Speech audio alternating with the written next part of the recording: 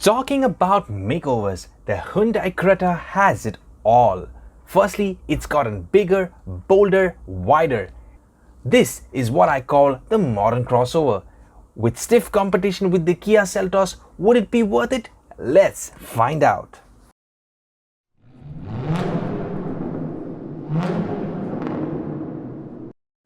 The Creta may remind you of some concept design, but the fact is it's here right in front of us. I can tell you how I couldn't get my eyes off it, and the bold, muscular and futuristic styling is right up front.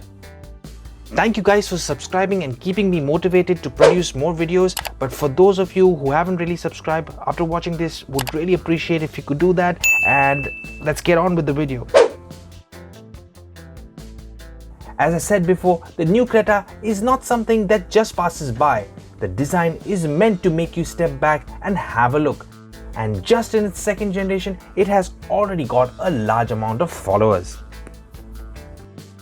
The exterior is where the Creta really starts to shine, as the whole new look brings out the youthful exuberance in its appeal. The portion here gets two sections, with the DRL and the lower with the C-shaped headlamps that are something to just look with awe. These are halogens, while the sharp, fully LED lights are futuristic. The lower sections get fog lamps and the bumper gets low skid plates that give it the sporty look. The split color tones just amplify the sheer beauty of the new Creta. And if that's not all, at the rear, you have the lights that run across the entire rear backdrop. From the side profile, the Creta is tall at 1635, long at 4300 mm and wide at 790 mm. The door handles come with chrome fittings.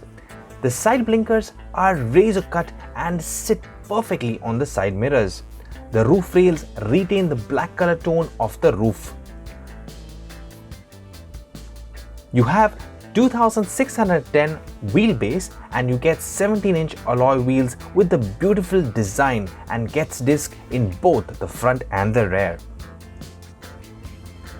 Assisting with comforts are the suspensions, and the Creta gets McPherson strut and coil spring in the front, coupled with torsion beam axle and coil spring at the rear, and the shock absorbers are gas type.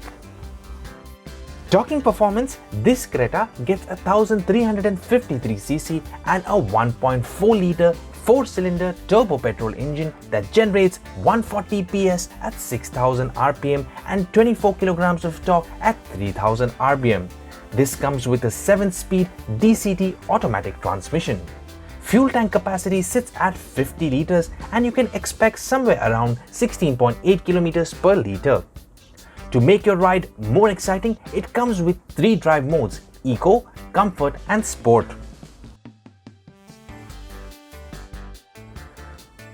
The Creta interior is quite roomy all around, and I felt that it was much bigger than the Seltos when it comes to the cabin. Since I keep talking about the Seltos, you can check out my review on the top right, which will help you decide on the difference. Now, although being a base variant, there are some things that are really here to spice it up. Firstly, the color tones are really good. The Creta gets a push to start ignition. The steering looks really beautiful with its butterfly type design and can be adjusted with both tilt and telescopic. Embedded in it are the voice controls, infotainment and cruise control. The voice control is powered with the BlueLink system and can be activated to control more than 50 features in this Creta. The supervisor cluster is a 17cm display that comes with a big circular digital display in the center with the C-shaped dials for RPM and info display. You get a USB port and a 12-volt charging port. This area is for wireless charging. The vehicle gets BOSE premium sound system, which also gets the dynamic speed compensation that lets you enjoy your music even when you rev hard. The Creta also gets fully automatic temperature control air condition system. These are some of the features you can expect to get with the upper trim of the Creta. Wireless charging, keyless entry system, power windows, smart key button to start, 7-inch supervision cluster, Bluetooth, voice recognition, BOSE sound system, and for connectivity, you can connect your phone via Android Auto and Apple CarPlay. Now the high end comes with a panoramic sunroof, ventilated front seats and paddle shifters, which are the real highlights. Boot space sits at 470 liters.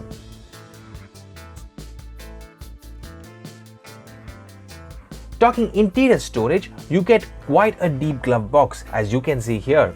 Rear seats were really nice and comfortable and have good overall height, leg and shoulder room. This should easily fit 3 adults. The presence of AC vents at the rear is always a blessing, especially in those tough summer conditions. You also have USB port to charge your phone and a coin storage area. For added comfort, you also have an armrest with 2 cup holders. Would be good if the armrest had some storage area too, but nevertheless it's good. The door bins are wide to store your 1 liter bottles.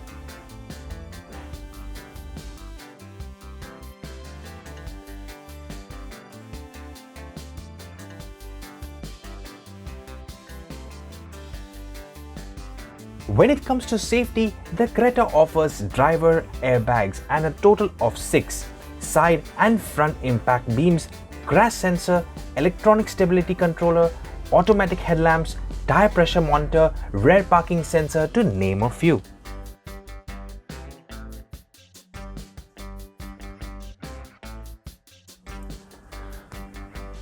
All this put together makes the Creta a superior product in its category.